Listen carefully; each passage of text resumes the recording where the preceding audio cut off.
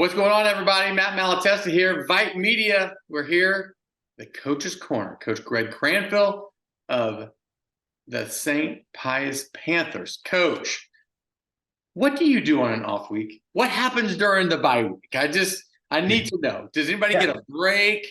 Y'all kind of recharge and get with your fans again? What happens? Well, it was actually kind of a crazy week because Monday being a holiday, we usually give our kids off Monday off of that break, which gives them that Saturday, Sunday, and an extra day of rest. We're trying to get any injuries or anything like that we've got kind of healed up, ready for the final push of the season, if you will.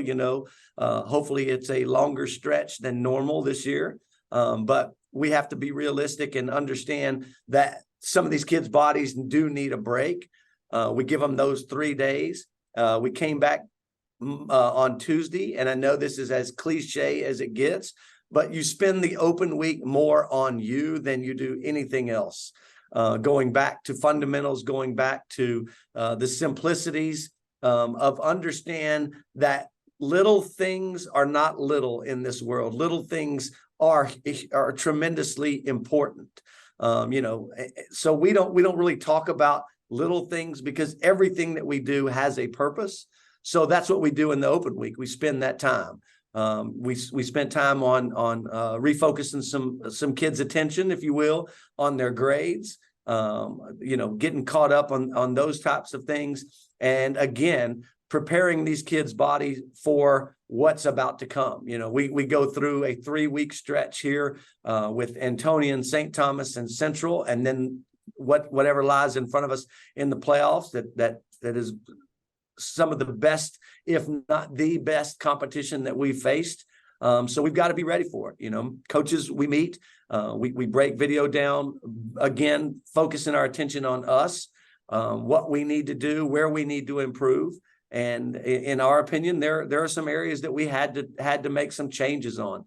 So that open week gives a lot of reps for those kids that we're trying to put into new positions and go from there. Coming off a bye week, like you said, you kind of can take a step back and look and see where you're at. What do you feel like is the biggest keys moving forward in the teeth of the schedule?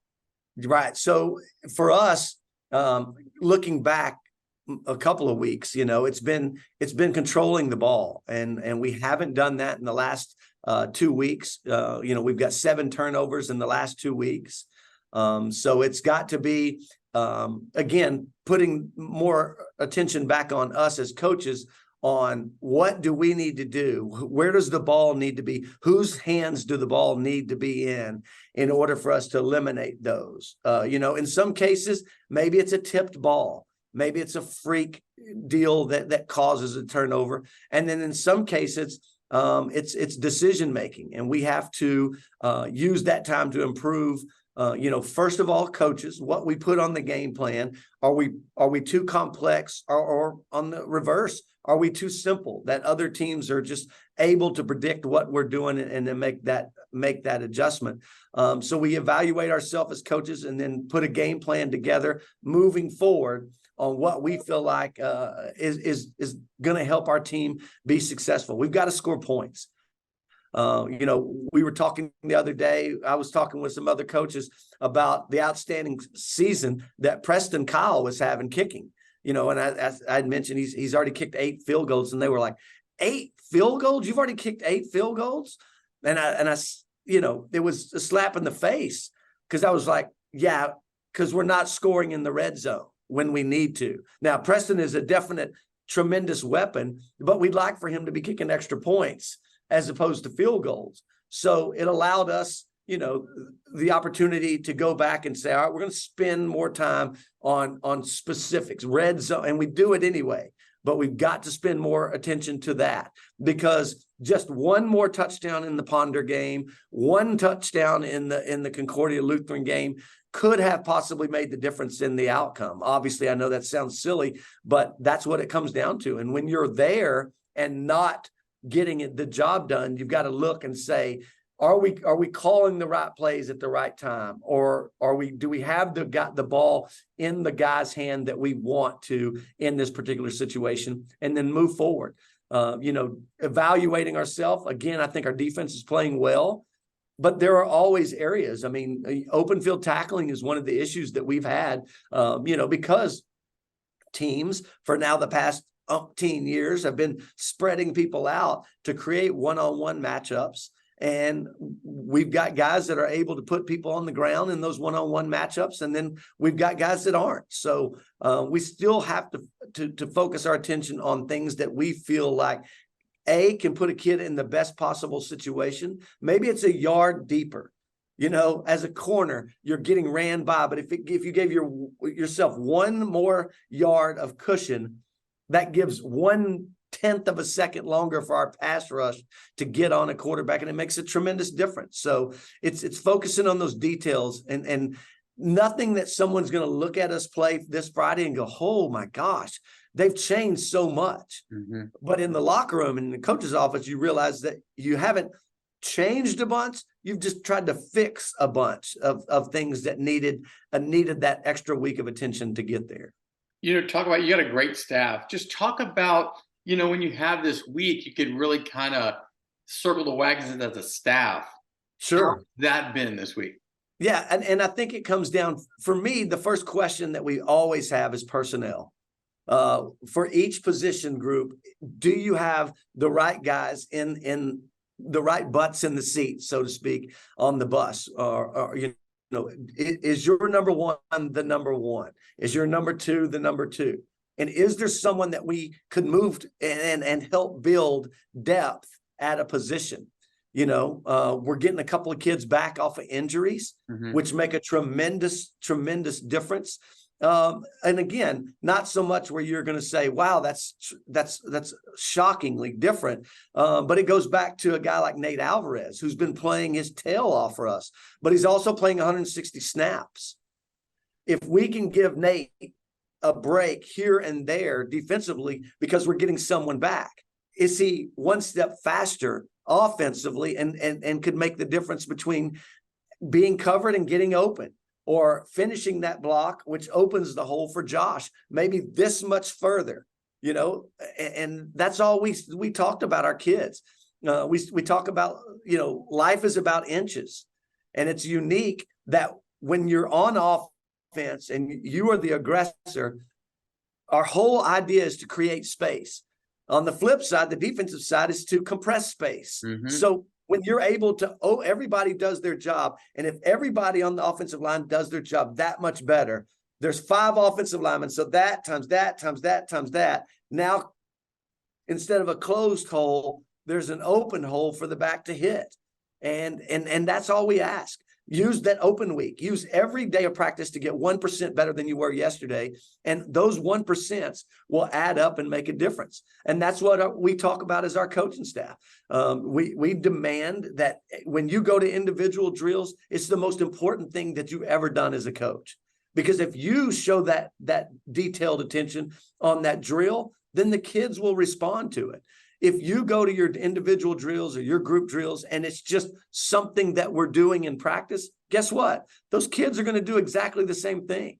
That's how it is. I heard Brent Venables the other day talking, and he kind of reiterated our thoughts on exactly what we're talking about. One of the guys that asked him a question said, Coach Venables, we know you can't simulate the level of a game in practice. And he cut him off and he goes, you can't?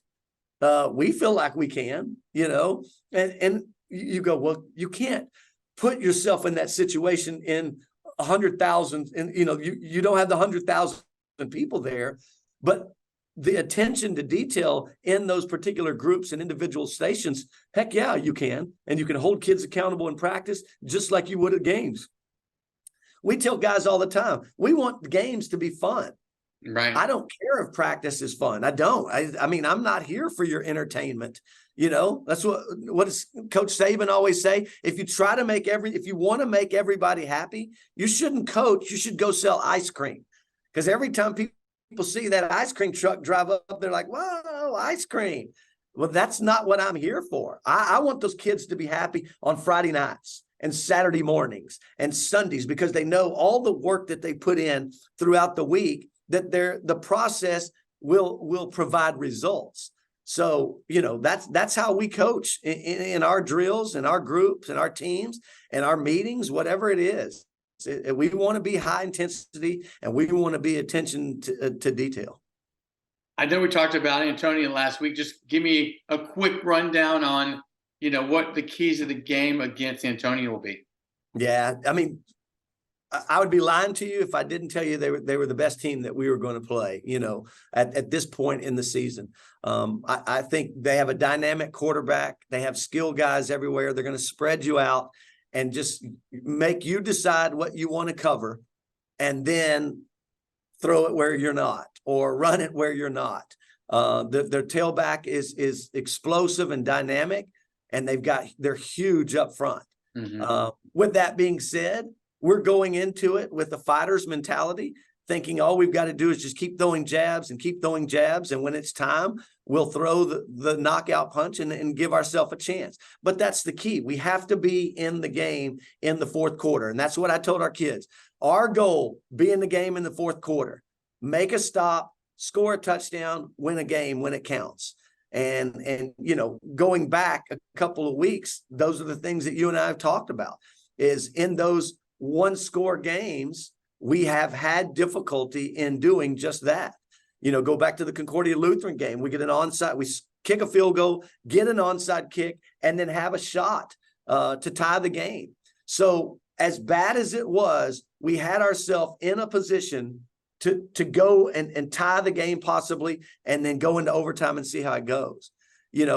I know Dan Lanning, the head coach at Oregon, is taking a lot of heat right now about decisions that he made in the course of that Oregon game the other night. And yes, from a spectator's perspective, I can understand it. But if I'm Dan Lanning, I'm saying, wait a second, as up and down as that game went, and all the decisions that I made in the fourth quarter, with a minute and something left to go on the clock, our offense had the ball, and we were down 3 points. We had the opportunity to go down, and they missed a field goal to tie it. So as bad as it was, they were in a position there in that fourth quarter to make a play. And if they make that play, who knows what happens? But that's all we can do, is try to give our kids opportunities to make plays. And the great ones make plays in critical moments. Yeah. And that's what we keep reiterating to our kids. We've got a locker room full of amazing kids that want to be coached and that want to get better. And that makes my job a whole lot more entertaining, a whole lot more fun, and these other coaches. But there's also an expectation that we have in that locker room of, we're not asking them to be perfect, but I do want them to go out and try to be great, and there's completely different things about it, because everybody's going to make a mistake. That would be what you need to do to be perfect. But you can go out there with the mentality that I've got to be great. And that's what we want. We want that alpha mentality of, we're going to go out and we have the upper hand regardless of the opponent that we're playing. Great mindset. All right. Well, hey, go get them against Antonio. We'll talk next week. I think we got St. Thomas the following week. Yes, sir. So, hey, let's just get in the belly of the beast right now. Taps of That's your it, man. Play. All right. Hey, that's it. Burn the boats. That's right. This is the Coach's Corner with Coach Greg Cranfill of St. Pius X. Good luck this weekend, Coach. Thanks, man. Go Panthers.